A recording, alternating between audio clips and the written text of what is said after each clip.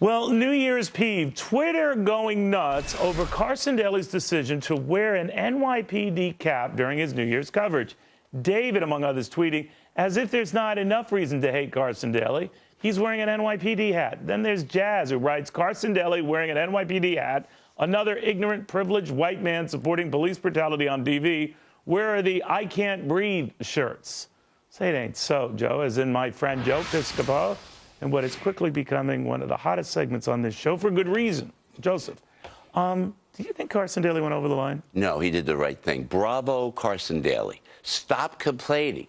Outside this fine building, Neil Cavuto, there's a protest as we speak. And the big sign says, God hates Fox. And I don't even know what they're... You should know how God feels about MSNBC, though. I mean, but what are they... And then all the police are out there. All the cops... Hey, security, excuse me, we're security. And so I said, they said, oh, Joe, I said, I'm going to see Neil Cavuto. They said, oh, come right in. Yeah, they love you. So I said to the cops, I said, what are they doing? I said, don't these people work? Don't they work? They're out there, and there's not a lot of them. There may be like 20 of them. What are they doing? I guess there'll be more, right? Wear the logo of the NYPD proudly. These are the folks that are in high-crime areas. It's not the police that are gunning for young, black kids. It's not. They're just trying to keep the peace in tough areas. Yeah, and why do you have to be anti-police? I can't figure it. No one can figure it out. I don't figure it out because I see... You know what, Neil? We're Italian Americans, and everybody sees Cavuto, Val at the end of the name. We're very proud of you on TV like that. Now, there's some gangsters out there. Really? There's some gangsters out there. Oh, as if that's a strange No, but fact listen, to you. So they're Italians. Sure. Rudy Giuliani, as U.S. attorney, shuts them down. Do you get mad at Rudy Giuliani for shutting them down? Absolutely not. You go, Rudy, get that guy, because it's the gangsters that are making us look bad. So you can't get mad at the police. They're just trying to keep the peace. It's really amicable. It's very pragmatic. It's nothing to get crazy about. It was asinine. It was asinine. You're exactly right. So you got to give Carson Daly credit for that, I think. And any of my friendly gang members who watch the show, these are only Joe's don't do opinions. All right, meanwhile, next topic, ISIS. Did you see this? A man believed to be fighting with ISIS, inadvertently broadcasting his movements within Syria by geotagging his own tweets. New Zealander Mark Taylor, shown here, not the brightest bulb, also known as Abu Abdul Rahman, apparently deleted 45 long-standing tweets after discovering, holy heck, they can discover where I am. But he's from New Zealand, so he wouldn't sound like that. All right.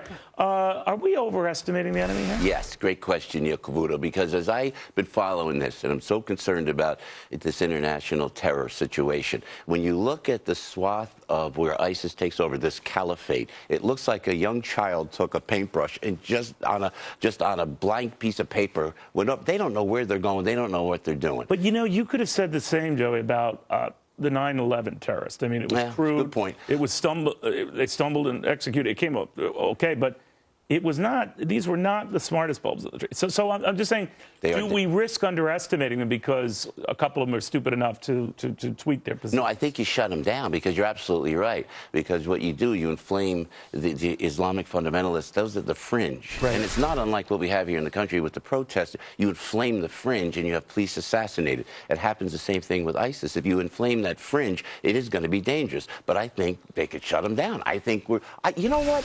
You just go over there and knock them out. Get a small tactical strike force. But they're all over the place. Yeah, but you could, you know what? I don't think we're doing, when you talk to the generals, I already talked to the generals on the radio, they say doable. We could get there. You put some boots on the ground. I don't know if I think there should be the Allied boots on the ground. And you go and you whack them. Whack them. I mean, again, see, I go to the Italian reference. Why do you have to because bring this back to whacking? Because it should be quiet. It shouldn't be, we're coming here to get you. It should be done, and the president should go, what happened? I don't know, and they'll be gone. I think it's very doable. Not to underestimate, the danger, but I think it's very doable. Fair enough. Fair enough. All right, finally, topic here, a big blow-up after Big Bang Theory actress Kaley Cuoco says that she is not a feminist, enjoys cooking for her husband. She has since apologized for the comments, arguing they were taken out of context. But I'm thinking, what's to apologize about? I don't mind cooking for my wife. I mean, what's the big deal? I mean, I order out, but it's the same thing, right? Could you introduce me to a woman like that? Because I could... I'm available very lonely and need someone exactly like that. But why did she have to apologize? Well, because I'm a father of 3 daughters, you know, and I tell them, you don't need a man. I tell my young daughters this, you don't need a man. And when I hear someone say, serve your man, I like to serve my man, it makes me nervous as a father of daughters. And it just seemed a little condescending. And but she's talking about just cooking him a meal. yeah, Shut well, up. no, I know my mother. Joseph, no one cooks a meal now? Did anyone cook for you? I said, Ma, have you met the women? But she's not being Tammy Wynette here. I mean, you know, she's just saying, now and then I like to cook a nice meal and it makes him happy and fine. You know what? If she's happy to doing that, it's fine. But again, look at me, because I'm an old-fashioned guy, and I would die to meet a woman no, you're like not. that. You worked on SNL. You're a big movie star. No, I'm not. I would love to come home and have a woman say, look what I cooked for you. I would die of a coronary if that ever happened. I swear to God. Joe, I made you dinner. Wait, I'm dying here. But when I have daughters, I worry about the future, and I think that they should not be subservient to men.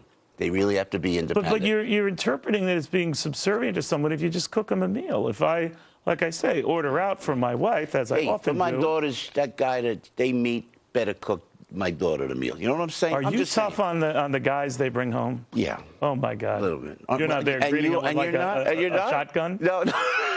Yeah, I got a shovel and a gun, right?